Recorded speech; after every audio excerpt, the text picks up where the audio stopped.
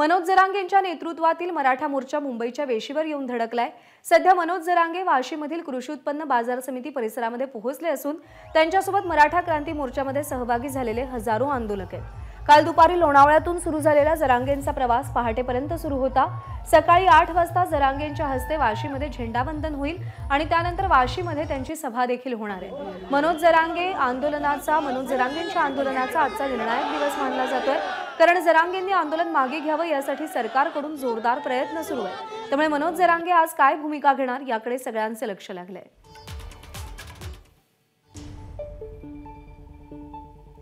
वेदांत नेब आपले प्रतिनिधी सध्या आपल्या सोबत आहेत। वेदांत, नवी मुंबईमध्ये मनोज जरांगेंचा मोर्चा दाखल झालाय। सरकारच्या वतीने सातत्याने प्रयत्न केले जात आहेत। प्रतीक्षा आहे मनोज जरांगेंच्या भूमिकेची। आजच्या दिवसभरात नेमकं काय काय घडू शकतं आणि मोर्चाचा प्रवास कसा ठरू शकतो?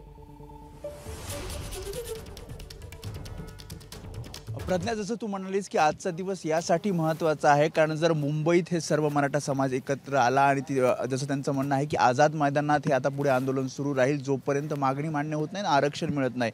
आणि त्यामुळे मोठ्या संख्येनं, हजारोच्या संख्येनं हजारो गाड्या इथे आपण APMC मार्केटमध्ये बघतो, जिथे आता मनोज जरांगे पाटील हे विश्रांती घेतात। तिथनं हा मोर्चा मुंबईकडे जाईल आणि मुंबईकडे जेव्हा जाईल तेव्हा मोठ्या संख्येनं गर्दी होऊ शकते, वाहतूक कोंडीची समस्या निर्माण होऊ शकते असं प्रशासनाकडून सांगण्यात येते। आपल्यासोबत संयोजक आहेत। चर्चा सुरू आहे, सरकार प्रयत्न करतंय, मात्र या सगळ्यामध्ये आता पुढची दिशा नेमकी आंदोलनाची काय असणार, मनोज जरांगे पाटील यांचं नेमकं म्हणणं काय आहे? कारण आता ध्वजारोहण होईल, ध्वजारोहण झाल्यानंतर पुढे एक सभा वाशीमध्ये घेतली जाईल आणि नंतर मुंबईकडे आपण जाणार आहात। काल रात्री एक शिष्टमंडळ सरकारचं जरांगे पाटलांसोबत चर्चा करण्यासाठी गेलं होतं, परंतु त्यांना स्पष्टपणे सांगितलं मुक्कामाच्या ठिकाणी आपली चर्चा होईल। अजूनपर्यंत सरकारचं कुठलंही शिष्टमंडळ या ठिकाणी पोहोचलेलं नाही आहे। आमची वकिलांचं जे शिष्टमंडळ आहे ते या ठिकाणी दाखल झालेलं आहे।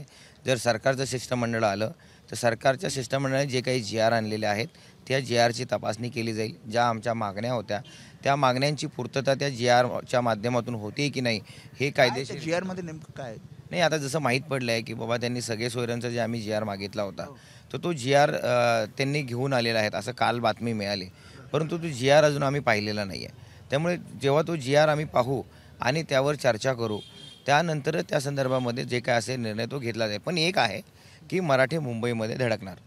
खारघरचं एक मैदान दिलेलं आहे, तिथे तुम्ही थांबावं, तिथे आंदोलन सुरू ठेवावं असं सरकारचं म्हणणं आहे। नाही, आमचं हेच होतं, म्हणजे मनोज जरांगे पाटलांनी जे सांगितलेलं आहे की चलो मुंबईचाच नारा आहे आणि आजवर जे काही आंदोलन झालेले आहेत ते सर्व आझाद मैदानावर झालेले आहे। आझाद मैदान एक ऐतिहासिक मैदान आहे जिथे प्रत्येकजण आपल्या हक्काची लढाई संविधानिक पद्धतीने लढतोय आणि आम्ही ही लढाई संविधानिक पद्धतीने। आझाद मैदानाची कॅपॅसिटी बघता आणि आपण सगळं आलेला मराठा समाज बघता, तिथे अडचणीचं होऊ शकतं सरकारचं म्हणणं आहे। सरकारचं म्हणणं असेल तरी पण या अगोदरही आम्ही 9 ऑगस्ट 2018 साली त्या ठिकाणी 58वा मोर्चा केला होता।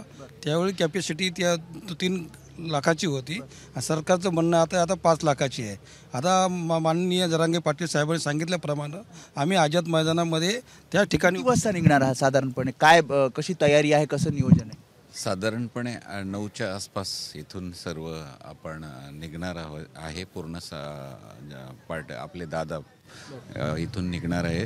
त्याच्यानंतर शिवाजी चौकामध्ये एक सभेचं आयोजन आहे। त्या पद्धतीने पुढे आपल्या सर्व समाजासह पूर्ण महाराष्ट्रातून आलेले आपला पूर्ण मराठा बांधव संघटितपणे आणि एकत्रितपणे वाटचाल करणार आहे। शिष्टमंडळ वारंवार भेटतंय, जर त्यांच्याकडनं काही मागण्यांची पूर्ती किंवा आश्वासन देण्यात आलं तर इथेच थांबेल हा मोर्चा किंवा हे आंदोलन?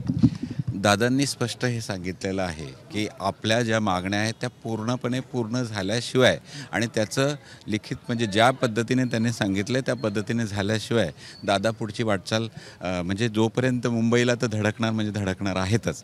त्या पद्धतीनेच त्याच याने दादा आम्हाला जसा आदेश देतील त्या पद्धतीने आम्ही पुढे सर्व समाज त्या पद्धतीने पुढे वाटचाल करणार। त्यामुळे मनोज जरांगे पाटील नेमकी काय दिशा या आंदोलनाला देणार? कारण त्यांच्या निर्णयावरूनच हे सर्व हजारोच्या संख्येत, पुन्हा एकदा आपले कॅमेरामन अरविंद वारगे दाखवते कशा प्रकारे या सर्व गाड्या या APMC मार्केटमध्ये लागलेल्या आहेत आणि आता जेव्हा ही पुढची दिशा ठरवली जाईल त्यानंतर या सर्व गाड्या आणि हे सर्व मोर्चेकरी हे मुंबईच्या दिशेने जातील आणि जोपर्यंत आरक्षण मिळणार नाही तोपर्यंत हे आंदोलन सुरू राहील अशी भूमिका सध्या तरी आंदोलकांची आणि ज्यांच्या मार्गदर्शनाखाली हे सगळं आंदोलन सुरू आहे मनोज जरांगे पाटील यांची आहे। प्रज्ञा। त्यामुळे मनोज जरांगे आज नेमकी काय भूमिका घेतात हे पाहावं लागेल. वेदांत, अपडेट जाणून घेत राहू. सध्या धन्यवाद दिलेल्या माहितीसाठी. एबीपी माझा, उघडा डोळे बघा नीट.